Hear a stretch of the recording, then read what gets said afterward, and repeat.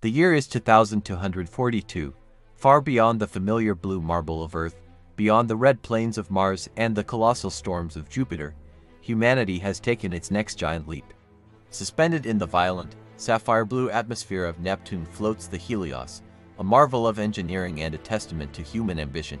This massive, futuristic platform is our first off-world, atmospheric mining colony, a lonely outpost in the deep, turbulent skies of the most distant planet in our solar system.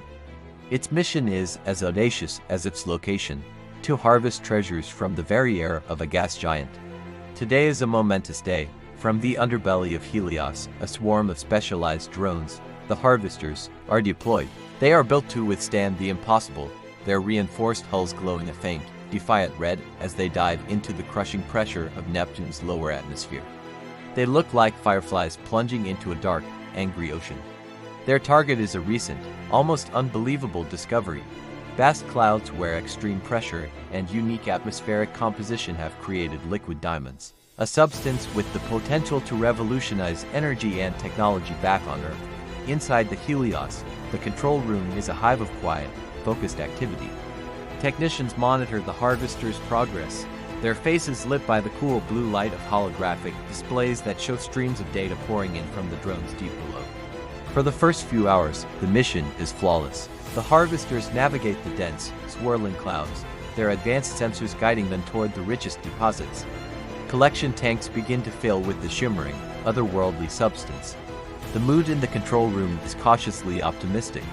This could be the most successful run to date, a breakthrough that would secure the future of the entire project, and prove that humanity can indeed tame the wildest frontiers of the solar system. The liquid diamonds flow, and for a moment, it feels like they have conquered Neptune. Then, without warning, the planet fights back. A sudden, violent storm, even more ferocious than the perpetual tempests they are used to, engulfs the operational area. The calm in the control room shatters. Alarms blare, a chaotic symphony of piercing sirens and urgent vocal alerts. Red lights flash across the consoles, painting the room in a wash of emergency. The holographic displays flicker wildly, showing the harvesters being tossed about like leaves in a hurricane. Commander Eva Rostova stands at the central command console, her face a mask of calm amidst the chaos. Her voice cuts through the noise, clear and steady, as she issues a rapid series of orders, rerouting power, adjusting drone formations, and trying to guide her flock through the meteorological hell. But the storm is relentless. On the main screen, the feed from Harvester 7 flickers, distorts, and then vanishes. A chilling silence falls over its comms channel, lost, one of our own, swallowed by the storm. The tension is unbearable. Every second feels like an hour as the crew works frantically to save the remaining drones. Commander Rostova doesn't flinch, her gaze fixed on the storm data, her mind racing through 1,000 possible maneuvers. She makes a bold call, ordering the harvesters to use their remaining power to ascend in a tight, coordinated spiral, using the storm's own chaotic energy to help propel them upward. It's a desperate, high-risk gamble. For long, agonizing minutes, there is nothing but the sound of the alarms and the frantic tapping of keyboards. Then, one by one, icons begin to reappear on the proximity display. They're coming home.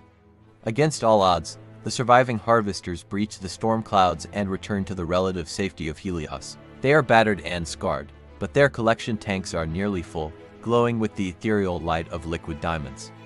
A wave of relief and exhaustion washes over the crew, quickly followed by cheers of a hard-won victory. They've faced the worst Neptune could throw at them and emerged, not unscathed, but successful. Later, as the celebrations wind down, Commander Rostova stands alone at an observation deck. She looks out at the vast, stormy expanse of Neptune, the planet that both gives them riches and tries to destroy them. The loss of Harvester 7 weighs heavily on her, but her expression is not one of defeat. It's a look of grim determination, a silent promise that humanity will endure, adapt, and continue to reach for the stars, no matter the cost.